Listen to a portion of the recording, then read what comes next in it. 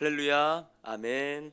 수요일에 오신 여러분들을 환영합니다. 하나님 말씀 보겠습니다. 에베소서 6장 13절에서 14절 말씀입니다.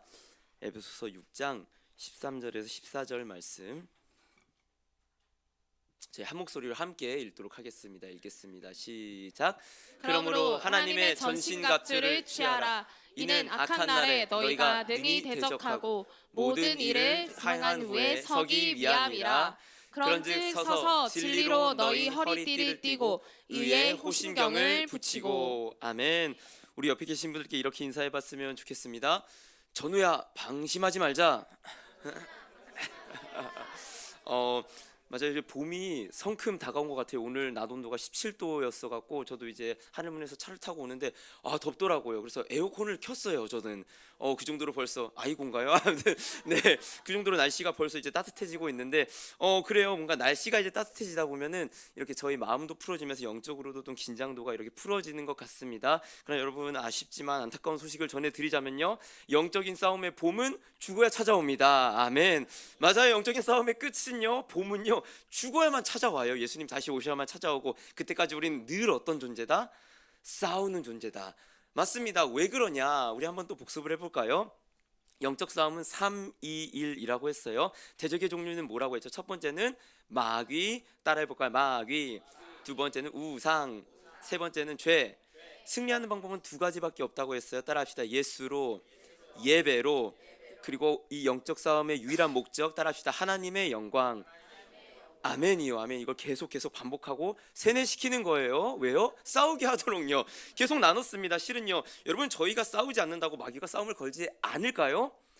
옳다구니 좋다구나, 아이고 내 먹잇감이 여기 있구나 하고 탁 잡아갖고 우리를 끝없이 높이다가 턱 쳐갖고 낙심에 빠뜨리고 계속해서 우리의 구원을 흔들고 계속 우리를 절망감으로 하나님과 멀어지도록 합니다. 마귀만 그래요? 아니요. 여러분, 실은요, 저는 그런 생각을 해요. 제가 옛날에 꿨던 꿈이 있는데 이 꿈을 자세히 설명할 수는 없지만요, 그 세상이 우상의 전시장이었던 그런 꿈을 한번 꾼 적이 있었어요. 제가 이제 어떤 이제 저를 대적하는 어떤 세력을 피해서 지하철 같은 데로 도망쳤는데, 지금도 생생해요. 유리 진열장에 쫙 펼쳐져 있는데 거기엔 자기를 자랑하는 여러 사람들의 종류들이 진열되어 있었던 그런 꿈을 꿨었어요. 근데 지금 돌아봤을 때 하나님께서 제게 어떤 메시지를 주려고 했었냐 생각해 보면은, 세상이 우상의 진열장이다, 이런 메시지를 주려고 하지 않았을까. 제가 우상에 빠져 있었던 시기였으니까요. 어쨌거나 그렇습니다. 우상으로 가득 차 있는 세상, 바깥으로 저희가 대적들을 방어한다 할지라도 우리 안에, 내 안에 실존하는 죄가 있습니다. 이 죄는요, 끝까지 어떻게 해요? 죄가 너를 원하나. 맞아요. 가인한테 얘기했던 것처럼 죄는 저희를 원합니다. 하나님과 멀어지게 만듭니다. 저희의 예배를 망가뜨립니다. 그러니까 싸우지 않으면 어떻게 된다? 질 수밖에 없어요. 이 땅에 살아가는 숨을 쉬는 동안 우리가 할 수 있는 최선의 방법은 무엇입니까? 영적 싸움을 해 나가는 일. 아멘이요. 그러나 이 영적 싸움은 우리의 힘이 아닙니다. 성령의 싸움입니다. 아멘이요. 그리고 그 영적 싸움을 계속 해 나가는 실질적인 싸움의 현장이 바로 어디입니까? 이곳입니다. 맞습니다. 이곳이에요. 다른 순간이 아니라 이 공적인 예배에서 승리하지 않는다면 우리는 실제 삶에서의 예배는 무너질 수밖에 없습니다. 특별히 이 예배 순간 가운데 저와 여러분들의 그러한 어떠한 우상들이 모두 다 폭로되길 소망합니다. 또한 내 안에 숨겨놨던 모든 죄들이 드러나기를 원하고요, 내가 마귀에 매번 넘어지는 그러한 연약했던 부분들이 다 발각되기를 원합니다. 그리고 말씀으로 승리하는 이 시간 되기를 간절히 소망합니다. 아멘이요. 그래서 처음으로 바울이 이러한 영적 전쟁을 하는 예배, 특별히 전신갑주를 입어지는 예배에서 뭘 먼저 얘기했냐? 진리의 띠를 가장 먼저 얘기를 했었는데, 우리 그 전에 전신갑주에 대해서 한번 먼저 살펴볼까요? 에베소서 6장 13절 한번 다시 읽겠습니다. 시작. 그러므로 하나님의 전신갑주를 취하라. 이는 악한 날에 너희가 능히 대적하고 모든 일을 행한 후에 서기 위함이라. 아멘. 전신갑주에 대해서 많은 다른 설교자들 중에 이러한 태도를 취하는 자들이 있더라고요. 그러니까 이 전신갑주는 방어구다. 그러니까 우리는 사단으로부터 방어를 할 수밖에 없는 자들이다. 물론 맞습니다. 그러나 여러분, 바울은 얘기하고 있어요. 전신갑주를 취하는 목적이 뭐다? 능히 대적하고 서기 위함이라. 여러분들 우리가 사실은 이러한 전신갑주 이제 하나하나씩 진리의 띠, 뭐 의의 호신경, 복음의 신, 구원의 투구, 믿음의 방패, 성령의 검인 걸 하나씩 살펴볼 텐데 이 모든 것들을 하나하나씩 다 전부 다 하나도 빠지면 안 돼요. 그러면은 빈틈이 생겨요. 이거를 모두 다 전부 다 취하는 목적이 뭐냐? 싸우기 위함입니다. 맞아요. 계속 얘기했지만 단순히 소극적으로 방어하기 위한 것이 아니라 우리는 실은 사단의 공격을 오히려 능히 대적하고 이기기 위함이라고 바울이 얘기하고 있고요. 예수님께서 이미 우리 정체성을 이렇게 얘기했었어요. 마태복음 16장 18절에 또 내가 내게 이르노니 너는 베드로라 내가 이 반석 위에 내 교회를 세우리니 음부의 권세가 이기지 못하리라. 아멘. 목사님께서 설명을 해주셨어요. 음부의 권세를 할 때 이 권세는 문입니다. 음부의 문, 지옥의 문이 이기지 못하리라. 아니요, 견디지 못하리라. 지옥의 문이 우리가 공격할 때 견디지 못한다는 거예요. 이전에는 계속 팍팍팍팍 넘어지던 게 우리의 운명이었거든요. 그러나 예수님께서 오신 그때로부터, 정확히 십자가가 세워진 그때로부터 우리는 어떤 자들이었습니까? 이제 오히려 마귀한테 공격을 거는 자들이 된 거예요. 무엇으로요? 저와 여러분들이 드리고 있는 이 전신갑주가 입혀지는 예배를 통해서요. 아멘이요. 믿어지십니까? 믿기를 바래요. 저는 계속해서 여러분들에게 말씀해 드릴 겁니다. 이 예배가 사단의 공격과 관계를 박살내는 그런 예배라고요. 하나만 계속 조금 더 살펴보길 원하는데 이미 창세기에 우리의 승리에 대한 예견이 되어 있었는데요. 창세기 22장 17절에 이런 말이 있어요. 내가 내게 큰 복을 주고 내 씨가 크게 번성하여 하늘의 별과 같고 바닷가의 모래와 같게 하리니 내 씨가 그 대적의 성문을 차지하리라. 아멘.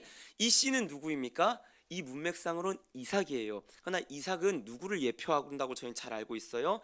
예수님을 예표합니다. 예수님께서 이미 그 원수의 대적, 그 마귀의 그 본거지를 이미 박살냈습니다. 십자가로. 그런데 놀라운 것은요, 이러한 똑같은 축복을 또 누가 이어받냐? 창세기 24장 60절에 리브가에게 축복하여 이르되 우리 누이여 너는 천만인의 어머니가 될지어다 내 씨로 그 원수의 성문을 얻게 할지어다. 아멘. 이삭에게 주었던 그 축복, 원수의 문을 차지하라는 그 축복이 예수께서 원수의 문을 박살내겠다는 축복의 미리 복이었다면요, 이 씨는 누구입니까? 그러면 리브가의 씨가 누구예요?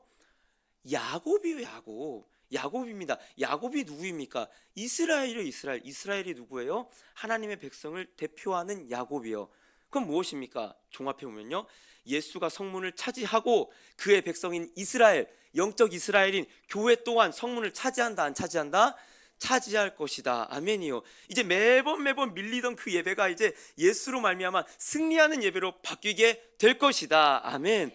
그걸 이미 선포했고 예수께서 이루셨습니다. 그래서 우리는 이 예배가 어떤 예배가 되어야 되냐? 따라해 볼까요? 전신갑주가 입혀지는 영적 예배. 아멘이요. 그래서 우리는 이제 예배 동안에 드려지는 이 예배가 예배 전쟁이며 또한 전신갑주로 입혀지고 승리하는 예배임을 계속해서 나눌 텐데, 특별히 첫 시간은 진리의 띠입니다. 에베소서 6장 14절 말씀 한 번 더 여러분들 읽어볼까요? 읽겠습니다. 시작. 즉 서서 진리로 너희 허리띠를 띠고 의의 호심경을 붙이고. 아멘. 바울이 맨 처음에 갖고 온 건요, 진리의 허리띠를 띠라고 얘기를 했었습니다. 그 제가 간지에 그림을 넣어놨는데 왜 바울이 허리띠를 가장 먼저 가져왔을까요? 그 이제 맞아요. 그림이 귀엽죠. 근데 이 고대 당시에 그 고대 그리스인 로마인들이 입었었던 옷이 이 튜닉이라는 옷인데, 이때 당시에 뭐 옷이 지금처럼 이렇게 딱 맞춰 있는 옷이 아니었겠죠. 그러니까 어떤 형태였냐? 정사각형에 목구멍 들어갈 구멍 뚫고 팔 들어간 구멍을 뚫습니다. 이게 옷이었어요. 근데 이렇게 입으면 옷의 옷 역할을 못 갖추잖아요. 그냥 펑퍼짐한 옷이 되잖아요. 그래서 늘 이 옷이란, 이 튜닉이라는 정사각형 옷을 입고 뭘 했냐? 가운데 뭐가 매어져 있죠? 허리띠. 맞아요. 늘 이 고대 사람들은 잘 때 빼놓고는 거의 다 허리띠를 메고 있었습니다. 특별히 지금 그림에 나오는 이 그림은 종들의 옷의 모양새예요. 뭐냐? 이 무릎 위로, 그러니까 이 하체의 옷을 이렇게 쓱 올려갖고 무릎 위까지 올리게 해서 허리띠를 묶었습니다. 왜 무릎 위로 올렸을까요? 그 이제 또 다른 그림들 보면 뭐 아테네 학당, 그 라파엘로의 아테네 학당 그런 그림들 보면 철학자들은 이렇게 뭐 책 들고 있으면서 늘 이 하체, 이 옷이 깁니다. 그러니까 이들은 일하지 않는 자들이에요. 이렇게 천천히 걷더라도 옷이 펄럭펄럭 하더라도 아무 상관없는 자들. 그러니까 대부분의 노예들, 일하는 사람들은 무릎 위까지 옷을 올렸어요. 왜요? 활동하기 편하게요. 그렇다면 군인들도 어떻게 옷을 입었을까요? 그래서 뭐 패션 오브 크라이스트 같은 이 영화를 보면 로마 병정들이 늘 있으면 늘 치마 입고 있잖아요. 왜 치마를 입고 있는 겁니까? 멀리 뛰려고, 멀리 발을 도움 닿기를 하려고. 특별히 이때 당시에 군대 전술이라면 사실 뭐 지금이야 여러 가지 전술들이 많이 있겠지만 그때 당시에 싸움이 무슨 싸움이었겠어요? 그냥 백병전이에요. 그냥 붙어갖고 네가 세니 내가 세니 하고 그냥 한번 붙어보자 하고 붙어보는 게 전쟁이었습니다. 그만큼 활동성을 제한할 수 있는 여러 방해 요인을 제거하는 게 중요했는데 그 가장 그래서 옷을 입을 때 제일 먼저 그게 군인이든 종이든 활동하기 위해서 하는 일이 뭐였냐? 허리춤을 올리고 허리띠를 묶는 것. 이게 가장 먼저 하는 거였기 때문에 바울이 아무 의도 없이 그 진리의 허리띠를 매라 그냥 생각나서 그 자기 느낌대로 얘기한 게 아니에요. 분명한 의도를 갖고 진리의 허리띠를 가장 먼저 갖고 왔습니다.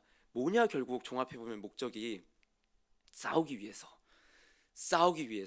먼저 옷을 입을 때 허리춤을 메고 싸우기 위해서 허리띠를 맸던 것처럼 너희가 먼저 허리띠를 매야 되라고 얘기를 했었고요. 이러한 허리띠에 대한 어떠한 의미들은 이미 구약에서부터 나타났어요. 출애굽기 12장 11절에 보면요, 너희는 그것을 이렇게 먹을지니 허리에 띠를 띠고 발에 신을 신고 손에 지팡이를 잡고 급히 먹으라. 이것이 여호와의 유월절이니라. 저희는 잘 알고 있어요. 출애굽의 목적이 무엇이었습니까? 너희가 사흘길쯤 가서 예배 드릴 거다. 그러면서 하나님께서 이스라엘 그 오합지졸 이스라엘을 뭐라고 지칭했어요? 여호와의 군대라. 그러면서 뭘 매라고 한 거예요? 허리띠를 매라. 이미 싸울 준비를 이때부터 하라라고 출애굽기에서도 얘기했었고요. 베드로도 이렇게 얘기했어요. 베드로전서 1장 13절에 그러므로 너희 마음의 허리를 동이고 근신하여 예수 그리스도께서 나타나실 때 너희에게 가져다 주실 은혜를 온전히 바랄지어다. 베드로도 얘기했어요. 마귀가 우는 사자같이 너희를 물으려고 달려들고 있다. 이미 우리의 정체성이 군사라고 얘기를 하면서 허리를 동여매라라며 얘기를 했었습니다. 그렇다면 이제 살펴볼 내용이죠. 먼저 맞아요. 그러면 강도사님 싸우기 위해서 허리띠를 매라는 건 알겠어요. 그렇다면 왜 그것을 진리라는 내용과 바울은 묶었을까요? 왜 다른 것도 아니고 사랑도 아니고 믿음도 아니고 왜 진리의 허리띠를 매라라고 바울이 얘기를 했었을까요? 제가 이제 청년부 때 아직 사역을 하지 않을 때 새가족부를 맡아서 이제 처음 오는 청년들을 이제 새가족 교육 5주 정도 하는 그런 이제 직책을 맡아서 섬겼었는데 한 친구가 기억이 나요. 그때 이제 맨 첫 주에 하는 게 유일한 구원자 예수 그리스도에서 그리스도께서 길이요 진리요 생명이다. 이걸 이제 나눕니다. 길은 뭐냐? 하나님께로 가는 유일한 길이다. 생명은 뭐냐? 주님께서 생명을 주셨다. 그래서 이제 진리가 뭐냐? 이제 교환이 있어요. 교환이 있으면은 여러분은 진리가 뭐라고 생각하십니까? 그럼 답을 들어요. 진리는 변하지 않는 것이 진리입니다. 해서 이 예수님만이 변하지 않는 구원의 방법이다라고 이제 교육을 하는 건데 그때 당시에 그 새가족 교육을 듣던 그 청년이 약간 진로에 대한 고민이 있었던 청년이었어요. 그래서 똑같이 이제 교환대로 물어봤죠. 진리가 뭐라고 생각하십니까, 형제님? 이제 진리에 대해서 뭐 어쩌고 저쩌고 얘기를 했어요. 그래서 제가 얘기를 했었습니다. 진리는 변하지 않는 것이 진리입니다. 그 청년이 그걸 듣고 뭔가를 깨닫는 듯이 맞아요. 변하지 않는 게 진리예요. 근데 이 청년이 그 진로에 대해서 고민을 했다고 했잖아요. 갑자기 그런 말을 하는 겁니다. 그러니까 제 생각엔 농사가 진리인 것 같아요. 뜬금없이 농사가 진리인 것 같다라는 겁니다. 그래서 제가 벙쪘어요. 에? 그러니까 이제 진로에 대한 고민을 하도 많이 하다 보니까 자기가 어떤 길로 갈지 모르니까 이제 자기가 농사를 짓고 싶다는 그런 생각이 있었던 것 같아요. 이제 그러니까 인류 역사상 변하지 않았던 진리는 뭐냐? 농사다. 이런 식으로 이제 얘기를 하는 거예요. 얘기했었죠. 그래서 농사도 변합니다. 저도 얘기를 했었죠. 맞습니다, 여러분. 진리가 무엇이냐? 변하지 않는 것이 진리입니다. 또한 진리가 무엇이냐? 이 진리가 헬라어로 알레테이아라고 하는데 그리스 로마 신화 같은 데 보면 레테의 강 들어본 적 있나요? 그러니까 뭐냐 이제 그 레테의 강을 건너가면 저희 식으로 하면 요단강 건넜네 이런 거예요. 그러니까 이 지상에 살던 기억들이 다 잊혀지고 이제 저승으로 넘어가는 그 강이 레테의 강인데 알레테이아라고 했잖아요. 아가 붙으면 부정어예요. 그러니까 그 망각을 잇는다라는 뜻이 이제 진리 안에 담겨져 있어요. 그러니까 무슨 말이냐? 속임이 없는 어떠한 것, 거짓이 없는 것, 그리고 변하지 않는 것이라는 뜻이 이미 진리라는 단어 안에 담겨져 있고요. 무엇보다 이미 성경은 진리가 무엇인지 너무나도 명확하게 말하고 있는데 요한복음 17장 17절 여러분들이 한번 읽어볼까요? 한번 읽겠습니다. 시작. 그들을 진리로 거룩하게 하옵소서. 아버지의 말씀은 진리이다. 아멘. 농사가 진리가 아니죠. 아버지의 말씀이 진리다라고 이미 성경이 그렇게 자증 스스로 얘기를 하고 있습니다. 여러분들, 그런데 왜 이렇게 바울이 그렇다면은 진리로 띠를 띠라라고 영적 싸움을 할 때, 그러니까 맨 처음에 해야 될 게 뭐냐? 말씀, 진리가 없인 너희가 싸움을 아예 할 수도 없다라고 도장을 찍고 있는 거예요, 이미. 왜 그럼 진리가 중요합니까? 이 사단, 이 결국 마귀와의 전쟁에서의 그 처음에 그 격전지가 어디였냐? 진리가 그 격전지였기 때문이에요. 진리를 왜곡하는 게 마귀의 처음의 싸움이었기 때문인데, 에베소서에 또 이런 말들이 있어요. 에베소서 4장 21절에서 25절을 보면요, 진리가 예수 안에 있는 것 같이 너희가 참으로 그에게서 듣고 또한 그 안에 가르침을 받았을진데, 너희는 유혹의 욕심을 따라 썩어져가는 구습을 따르는 옛사람을 벗어버리고 오직 너희의 심령이 새롭게 되어. 그러니까 뭔 말을 하는 거예요? 너희가 진리 안에서 새롭게 되었니? 그럼 옛사람, 옛구습, 이게 바로 세상 풍조예요. 바울이 계속해서 얘기했던 마귀의 세상 사상을 쫓아가는 그거를 벗어 던지고, 24절에 하나님을 따라 의와 진리의 거룩함으로 지으심을 받은 새 사람을 입으라. 그런즉 거짓을 버리고 각각 이웃과 더불어 참된 것, 이게 진리예요. 실은 알레테이아, 진리를 말하라. 이는 우리가 서로 지체가 됨이라. 아멘이요. 사단이 결국 속이고 왜곡했던 게 뭡니까? 하나님의 말씀이고 진리입니다. 여기가 격전지이기 때문에 이 진리로 띠를 매지 않는 이상 싸움 자체가 시작이 안 된다는 거예요. 진리 없이 싸울 수 있습니까? 아니요, 결코 싸울 수 없습니다. 계속 볼 텐데, 더 적나라하게 데살로니가 후서 2장 9절 10절 이렇게 얘기해요. 악한 자의 나타남은 사탄의 활동을 따라 모든 능력과 표적과 거짓 기적과 불의의 모든 속임으로 멸망하는 자들에게 있으리니, 이는 그들이 진리의 사랑을 받지 아니하여 구원함을 받지 못함이라. 뭐라고 얘기해요? 사탄의 활동을 따라 속인대요. 그래서 뭘 받지 못했다고 해요? 진리의 사랑을 받지 아니하여 어디까지 가는 거예요? 구원함을 받지 못함이라. 바울이 왜 그렇게 영적 전투를 시작하는데 진리를 그렇게 강조하면서 진리의 띠를 매라라고 얘기를 하는 겁니까? 진리를 모르면 구원함도 없기 때문에, 진리를 모르면 사단의 속임수에 이미 갇혀있기 때문에, 진리를 모르면 싸움 자체를 시작할 수도 없기 때문에 얘기를 하고 있는 겁니다. 여러분 어떻습니까? 여러분은 이 진리에 대해서 얼마나 알고 있으며 진리로 인하여서 얼마나 싸움을 싸우고 있습니까? 우리의 의지로 싸울 수가 있습니까? 여러분들, 이 말씀의 진리 없이 나의 의지와 나의 결단으로 사단과 싸울 수 있다라고 생각하신다면 큰 착각과 오해입니다. 또한 진리를 벗어나서요, 특별히 뜻없는 열정으로 예배를 드린다고 싸울 수 있다라고 생각하는 건, 나의 열심으로 기도를 함으로써 싸움을 하고 있다고 생각하는 것 또한 이미 사단의 속임수에 잡혀 있는 것일지도 모릅니다. 사단은 이미 진리와 말씀을 왜곡했어요. 잘 알고 있는 구절이죠. 창세기 3장 4절에서 5절에 뱀이 여자에게 이르되 너희가 결코 죽지 아니하리라. 너희가 그것을 먹는 날에는 너희 눈이 밝아져 하나님과 같이 되어 선악을 알 줄 하나님이 아심이니라. 사단이 가장 먼저 속인 진리가 무엇입니까? 하나님 되심, 나의 나됨. 무슨 말이에요? 피조물의 피조물됨을 사단은 속였습니다. 하나님의 하나님됨을 속였습니다. 그래서 어떻게 한 거예요? 너가 하나님 돼봐, 너가 하나님처럼 돼봐 한번. 이게 진리가 속은 거예요. 이거를 모르면요, 우리가 이걸 자꾸만 자각하고 있지 않으면요, 내가 하나님 자리에 올라와 있지 않는가, 내가 교만하여서 하나님의 것을 피조물의 것으로 바꾸고 있지 않는가, 이거를 자꾸 인식하지 못하면요, 우리는 사단의 속임수에 넘어질 수밖에 없어요. 바울은 또 이렇게 얘기했어요. 로마서 1장 25절에 이는 그들이 몰려 하나님의 진리를 거짓 것으로 바꾸어 피조물을 조물주보다 더 경배하고 섬김이라. 뭐라고 얘기해요? 사단이 했던 그 속임수가 하나님의 몰려 진리를 거짓 것으로 바꿔 피조물을 조물주보다 더 경배하고 섬김이라. 그러니까 정리해보면 뭡니까?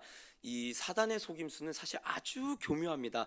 말씀을 들고 와서 아담과 하와한테 물었어요. 하나님이 진짜 먹지 말라고 하시던, 하나님 말씀에 그러지 말라고 하시던, 사단이 말씀을 더 잘 압니다. 여러분들, 저희보다 사단이 더 잘 알고 그 말씀을 조금 왜곡해서 어떻게 한 거예요? 너가 스스로의 인생의 주인이 되어보고 너의 스스로의 삶을 살아봐. 그리고 하나님은 너를 돕는 조력자로 만들어봐. 이게 사단의 속임수고 우리가 하는 영적 전쟁의 진짜 실체입니다. 그리고 이러한 실체되는 싸움이 어디에서 가장 잘 드러난다고 계속 말하고 있어요. 제가 예배요, 예배. 예배요. 예배를 줄다리게 하고 예배를 소홀히 하고 예배를 범패스럽게 여기는 그 모든 그 마음의 근원에 뭐가 있는 거예요? 내가 하나님인데 뭘, 내가 주인인데 뭘, 내가 인생의 주도권을 가진 자인데 내가 왜 내 시간과 내 마음과 내 돈을 들여갖고 예배를 드리고 하나님께 내 인생을 바치는 삶을 살아야 돼? 바치긴요 뭘요? 우리가 받았는데요. 뭘 바쳐도 하나님께 바칠 게 뭐가 있어요? 그러나 이미 우리의 사상과 생각이 어느 정도까지 내려가 있는 거예요? 내가 하나님이 돼 있는 그 자리까지 우리의 모든 전 영역이 이미 생각과 마음이 부패하고 왜곡하였다라는 것을 우리는 인지할 필요가 있습니다. 여러분, 진리가 무엇입니까? 하나님은 영광 받으실 분이며 우리는 하나님께 영광 올려드리는 존재입니다. 아멘이요. 웨스민스터 그 소위를 문답에서 그래서 뭐라고 한 거예요? 하나님을 기뻐하고 그분을 영화롭게 하는 것이 우리의 인생의 유일한 목적이다. 첫 번째 목적이다. 아멘이요. 그 싸움을 우리는 평생 동안 일세 동안 해나가고 특별히 예배 가운데 우리의 싸움이 치열하게 일어난다는 사실을 계속해서 기억할 필요가 있습니다. 그러면 여러분들, 사단의 그러면 이런 영적인 싸움의 가장 핵심되는 전략이 무엇일까요? 그 사단은요, 실제로 우리에게 어떤 진리의 띠를 메고 있는 것을 야, 그 띠 벗어 이러고 이러진 않습니다. 우리 어떠한 전략을 쓰냐? 야, 이 띠 매볼래?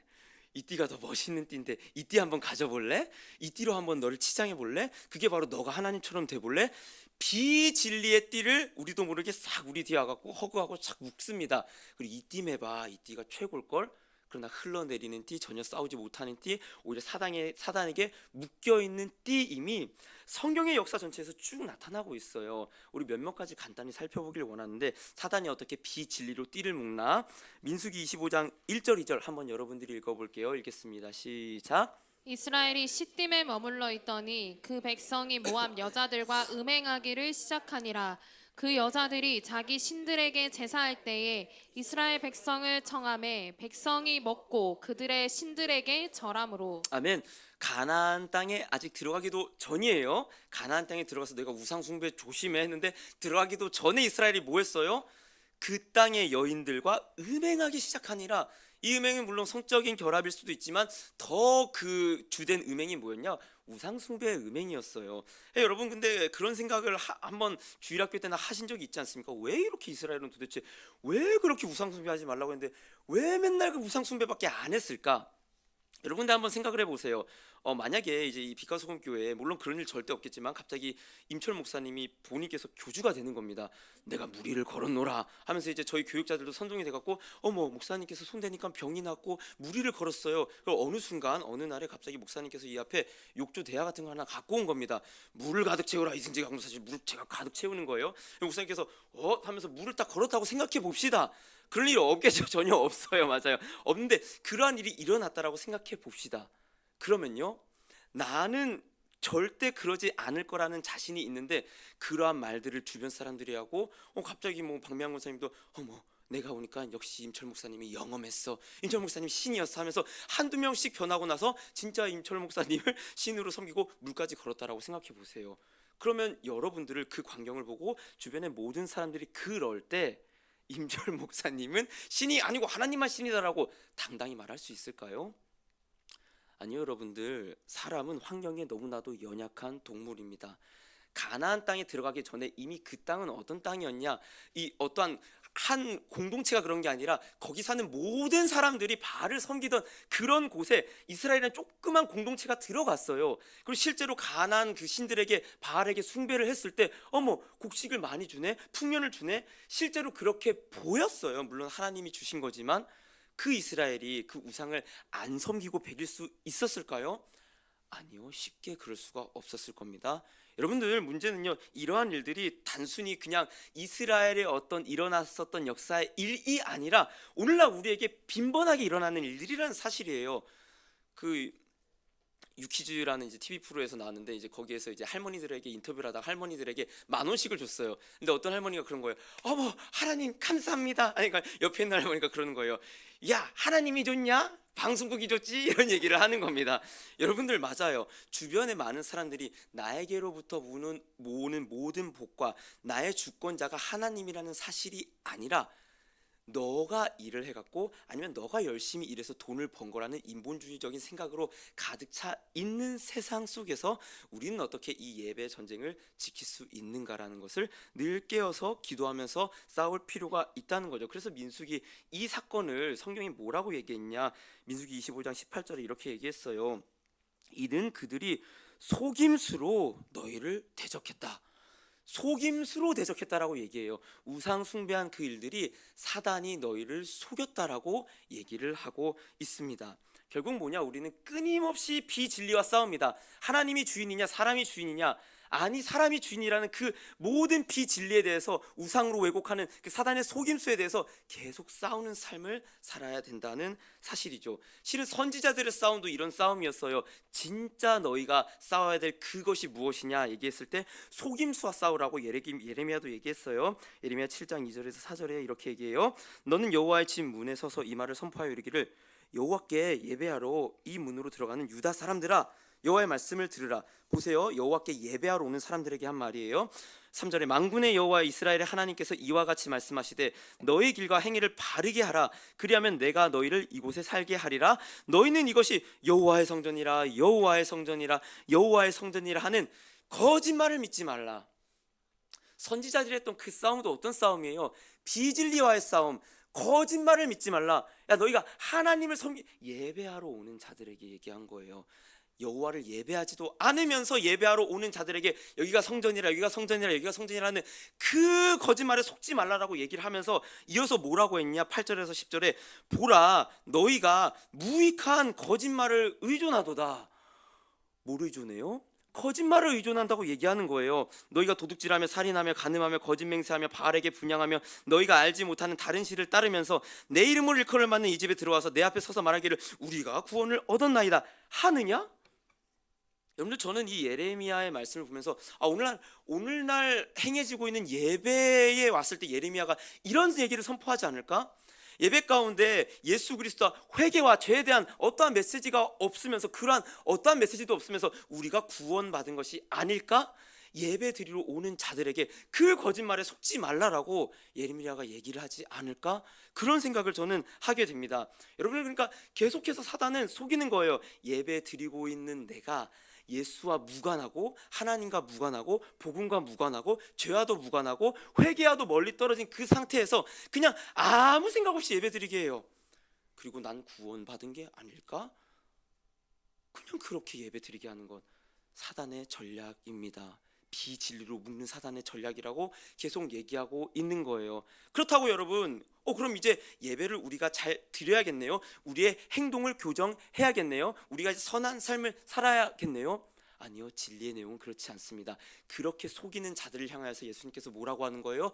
화 있을 진저 어떤 자들? 외식하는 자들이요.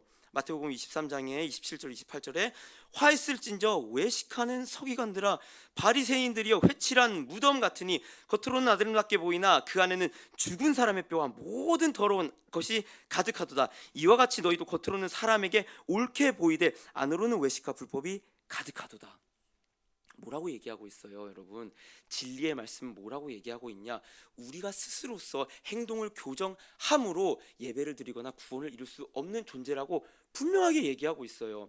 뭡니까? 역사 가운데 나타난 그러면 이 사단의 비진리의 속임수가 뭐예요? 결국에는 스스로 인간이 신이 돼갖고 구원을 이루려고 했던 모든 행동들, 우상 숭배들, 율법주의들, 신비주의들, 기복주의들, 이러한 여러 속임수로 계속해서 끊임없이 사단은 구약에서부터 신약에까지 속여왔어요. 어디까지요? 교회 안까지 그런 속임수들이 들어왔다니까요. 그래서 갈라디아서에서 이렇게 얘기했어요. 2장 14절에 그러므로 나는 그들이 복음의 진리를 따라 바르게 행하지 아니함을 보고 모든 자 앞에서 게바에게 이르되 내가 유대인으로서 이방인을 따르고 유대인답게 살지 아니하면서 어찌하여 억지로 이방인을 유대인답게 살려 하려느냐 하였노라. 잘 알고 있는 사건이죠. 베드로도 성령이 굉장히 충만했어요. 근데 밥 먹다가 이제 이방인들이랑 그래 우리는 주 안에 우리 나나 밥을 이렇게 맛있게 먹고 있었어요. 근데 이제 유대인들이 오는 겁니다. 그 할례 받고 율법을 준수하는 유대인들이 오니까 갑자기 입을 싹 닫고 일어나는 거예요. 어머, 베드로 목사님 왜 일어나요? 말도 안 섞는 거예요, 베드로가. 그걸 바울이 보고 너무 화가 난 거예요. 게바가 근데 이거를 뭐라고 해요? 복음의 진리를 따르지 않았다. 복음의 진리를 따르지 않았다. 사단은 계속해서 진리 안에 비진리의 씨앗들을 뿌립니다. 세상에도 이미 가득 뿌려놨고 세상뿐만 아니에요. 교회 안에도 뿌렸다니까요. 게바도 그거에 넘어갔다니까요. 그래서 진리의 이 예수 그리스도와 하나님의 주권이라는 구원이라는 그 진리를 계속 훼손시키고 오염시키고 인간의 공로를 자꾸만 높이고 인간의 그 더러운 마음들을 높이는 그러한 비진리들을 자꾸만 뿌려놨던 것이 사단의 계속된 저희를 향한 공격이었습니다. 그래서 저는 이러한 일에 이제 성경의 이런 말씀들과 그다음에 역사를 살펴봤을 때 오늘날 그러면 오늘날 우리 이 교회 현대 교회에게 사단이 가하는 그런 공격이 무엇일까? 사실 제가 한 몇 년 전만 했어도 만약에 이 말씀을 전했더라면요 분명하게 얘기했을 거예요. 오늘날의 공격은 지성이다, 지성. 그러니까 과학주의다.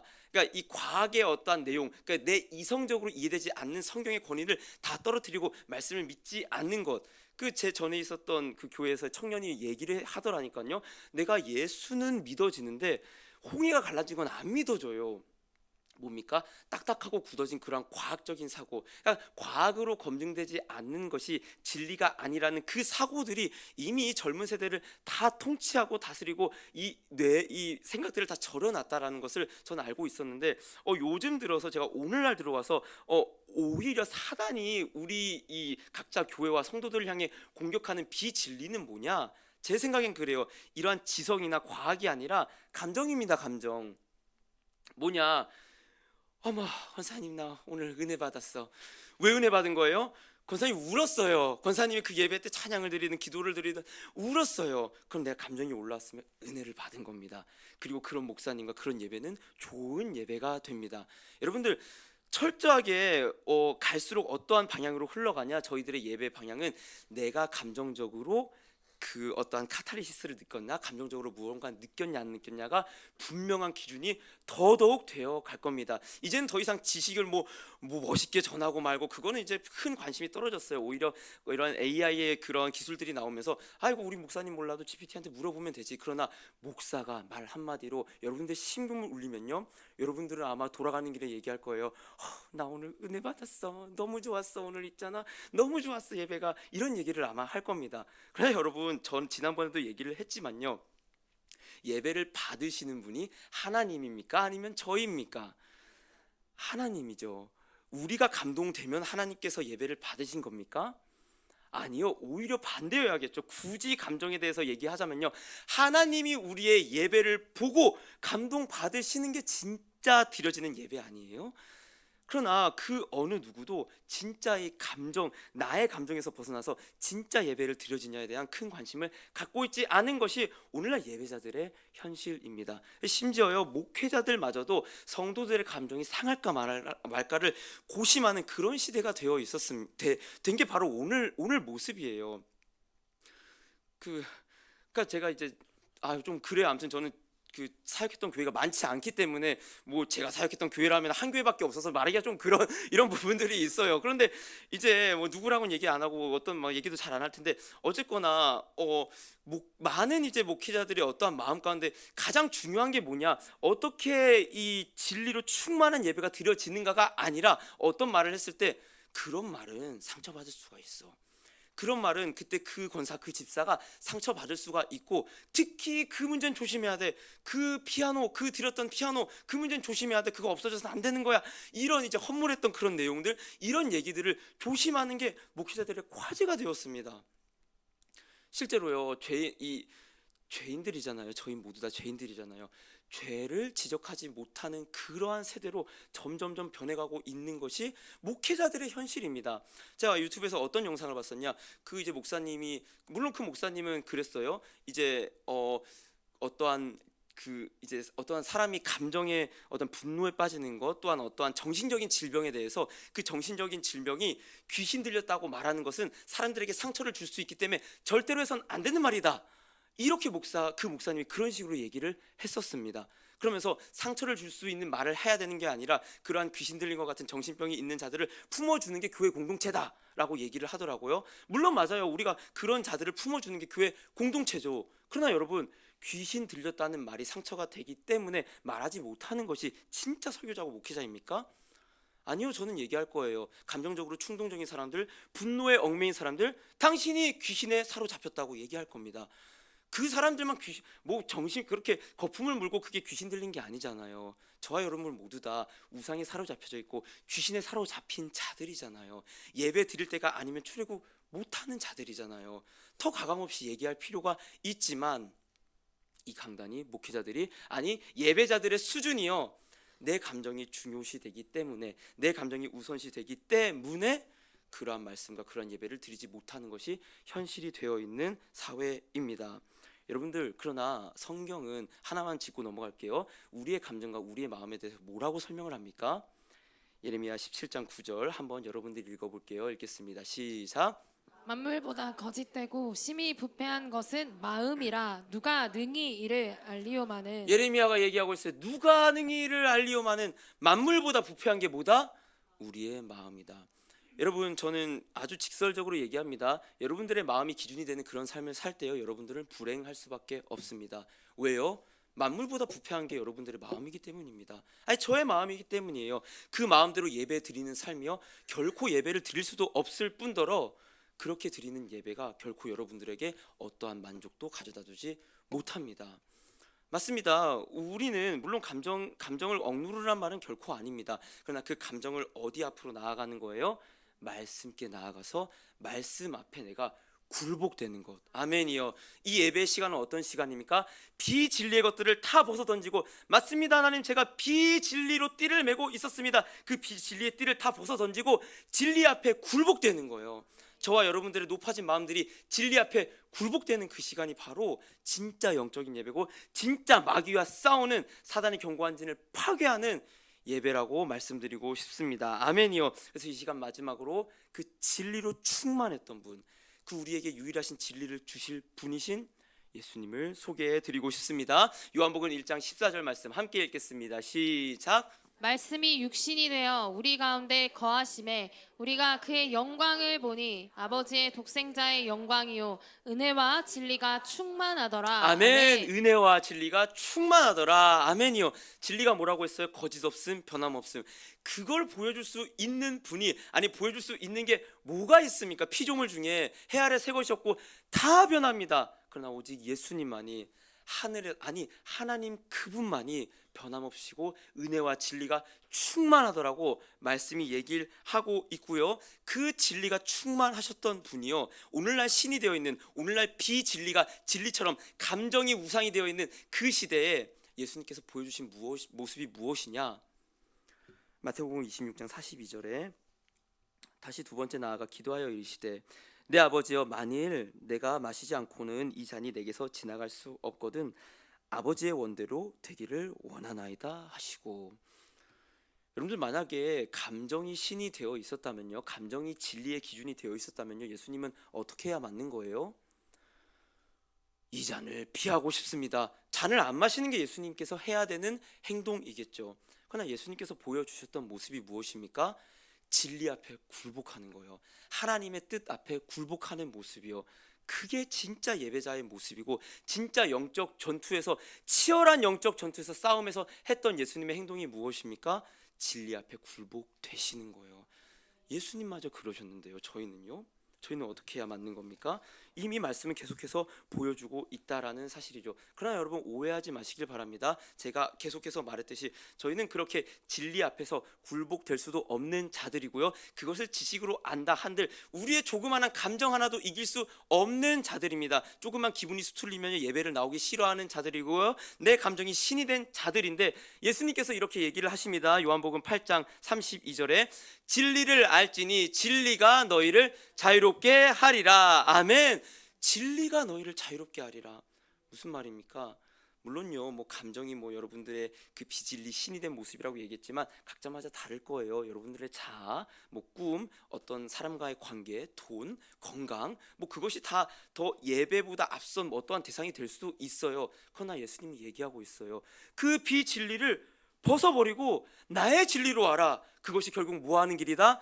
자유하는 길이다. 아멘. 그러기 위해서 뭘 보내주셨습니까? 요한복음 16장 13절에 그러나 진리의 성령이 오시면 그가 너희를 모든 진리 가운데로 인도하시리니 그가 스스로 말하지 않고 오직 들은 것을 말하며 장래일을 너희에게 알리시리라. 아멘. 진리의 성령이 오시면 그가 저희를 다 어디로 인도하신다는 거예요? 진리로, 모든 진리로 인도하신다. 성령을 사모하시길 소망합니다. 이 예배드리는 순간들은요, 결코 다른 걸 구하는 것이 아닙니다.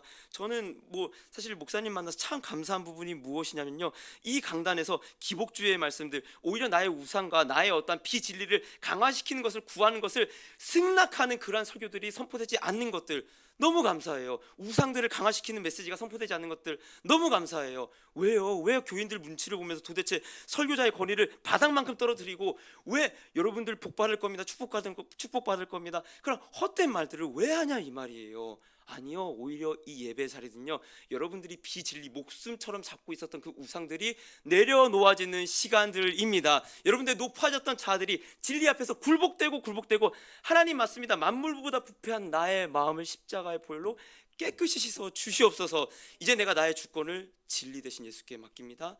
진리 대신 예수님 나를 자유케 하여 주시옵소서.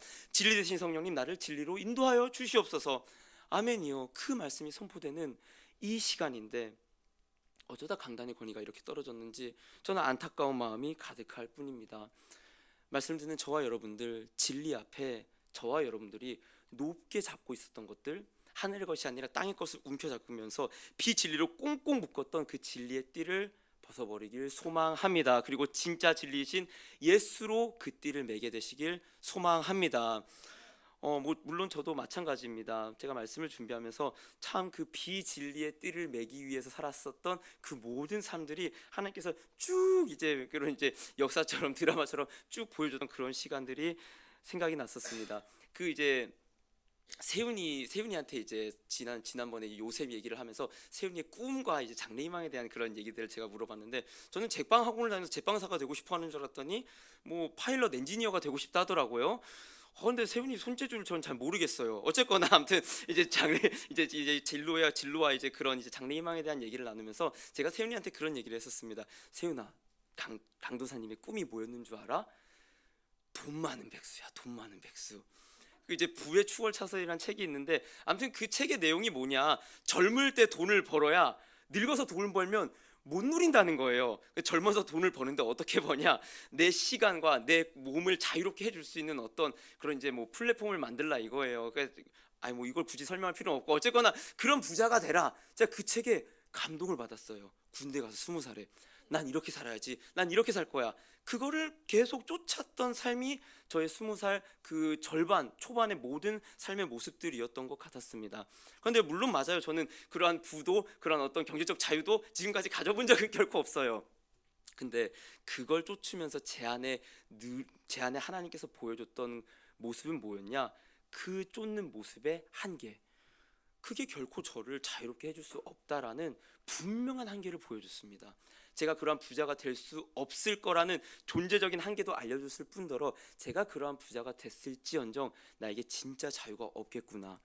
그렇게 경제에 대한 것도 내가 놨을 때 관계에 대한 걸 잡으려 했을 때 하나님께서 좀 그렇긴 하지만 이제 아내 만나기 전에 이렇게 교제하던 그 친구랑 이제 내가 이 자매와 모든 것을 함께 할 수 있겠다 하면서 그렇게 기도했더니 하나님께서 그때쯤에 쑥 빼버리는 거예요. 그러면서 뭐냐, 이 관계에 내가 물론 성향상 저는 그렇게 관계에 목매는 성향은 아니긴 한데, 그때 관계에 목매었었던 모든 것들을 그 자매도 보내시고 코로나로 사람도 못 만나게 하시고 그렇게 저를 계속해서 고립하게 하면서 제가 가지려 했던 그 비진리의 띠들을 하나하나씩 풀면서 몇 번 얘기했었지만 선교사가 되고 싶었습니다. 그 틀니를 만드는 선교사가 되어갖고 명목상은 하나님의 이름을 높이고 싶었지만 실제로 그 중심에는 나의 이름이 높아지고 싶었던 그 모든 것들, 실제로 선교를 하기가 싫어졌고 내가 왜 살아야 되는지 모르는 그 단계까지 갔을 때 하나님께서 복음을 만나게 하셨는데 그 복음마저도 몇 번 얘기했었지만 그 목사님의 설교마저도 이 목사님을 통해서 내가 복음을 만났는데 그 목사님이 자살을 하셨네. 그 목사님이 그 극단적인 선택을 하신 목사님이네. 물론요, 돌아볼 때 하나님께서는 늘 제게 그러한 상황 가운데서 진리의 말씀만을 들리게 해주셨습니다. 복음으로만 인도해 주셨고 예수만 알게 해주셨습니다. 그리고 어떤 것도 진리로 삼지 못할 그때 예수님만이 진리구나, 예수님만이 진리구나, 그리고 그 예수님 안에서 내가 진짜 자유하고 진짜 행복할 수 있구나, 참 만족을 누리는구나, 그걸 자꾸만 알려주게 하셨던 것이 아마도 저의 삶일 뿐만 아니라 저와 여러분들 성도의 삶이라고 저는 생각을 하고 있습니다. 그래서요, 야고보 사도가 이런 얘기를 했어요. 야고보서 1장 16절에서 18절에 내 사랑하는 형제들아, 뭐하지 말라? 속지 말라. 온갖 좋은 은사와 온전한 선물이 다 위로부터 빛들의 아버지께로부터 내려오나니 그는 변함도 없으시고 회전하는 그림자도 없으시니라. 그가 그 피조물 중에서 우리로 한 천 열매가 되게 하시려고 자기의 뜻을 따라 진리의 말씀으로 우리를 낳으셨느니라. 아멘. 변하지 않는 회전하는 그림자도 없으신 분, 한 분뿐 누구이십니까? 하나님이셔, 예수 그리스도셔. 그가 우리를 어떻게 낳았다고 얘기를 하는 거예요? 진리의 말씀으로 우리를 낳으셨느니라. 아멘. 저는요, 실은요, 이제 여러분들이 어떻게 보실지 모르겠지만요, 그 누구도 안 부럽습니다. 정말요, 아무것도 부럽지 않아요. 돈 많은 사람, 관계가 좋은 사람, 부럽지도 않아요. 설교를 잘하는 사람, 좋은 대형교회 목사님들, 사역하는 전도사들, 아무것도 안 부러워요. 뭘 볼 때요? 내가 이 진리 안에 있을 때, 내가 이 진리를 다시 한번 확인할 때, 내가 영원히 변하지 않는 십자가에서 확증하신 그 사랑을 내가 다시 한번 확인할 그때 저는 아무것도 부럽지 않습니다. 정말이에요. 그렇게 믿지 못하는 눈으로 바라보지 마세요. 아무것도 부럽지 않아요. 말씀을 준비하는 이 순간에 내가 이 진리를 안다고? 내가 이 진리 가운데 있다고? 내가 이 진리를 전할 수 있다고? 내가 이 진리 안에서 영원한 생명을 누린다고? 변하지 않는 하나님의 사랑 안에 있다고? 아무것도 부럽지 않습니다. 그때 진짜로 예배 드릴 수 있고, 그때 사단의 어떠한 속임수도 내가 맨 진리의 허리띠에 사단의 속임수가 아무 소용이 없어집니다. 말씀 듣는 저와 여러분들, 이 진리의 띠를 굳게 매게 되시길 소망합니다. 이 진리의 띠를 굳게 매서 사단이 어떠한 참소와 조롱과 어떠한 유혹 가운데도 뭐라고 얘기할 수 있는 거예요? 야, 하나도 안 부러워. 나에겐 진리의 띠, 변하지 않는 예수의 십자가의 진리의 띠가 있어. 이 사랑이 나를 내가 묶는 게 아니라 이 사랑이 나를 굳세게 묶고 있기 때문에 난 결코 흔들리지 않아 라고 담대하게 영적인 싸움과 예배를 드리는 저와 여러분들 되시길 소망합니다. 아멘. 이 시간 찬양하기를 원하는데요, 진리라는 찬양입니다. 그 이제 4절 가사에 이런 가사가 있는데요, 하늘의 것을 구하면 산다, 하늘의 것을 구하면 산다, 세상 헛된 것에 소망 두지 말고 하늘의 것을 구하면 산다. 저는 저와 여러분들이 드리는 이 예배가 세상의 헛된 그 비진리의 띠들이 다 벗겨지고 하늘의 것을 구하면 산다라고 진리의 띠를 메고 하나님께 온전히 영광 올려드리는 그런 예배 되길 소망합니다. 아멘. 그러한 마음으로 함께 우리 진리 찬송하시겠습니다.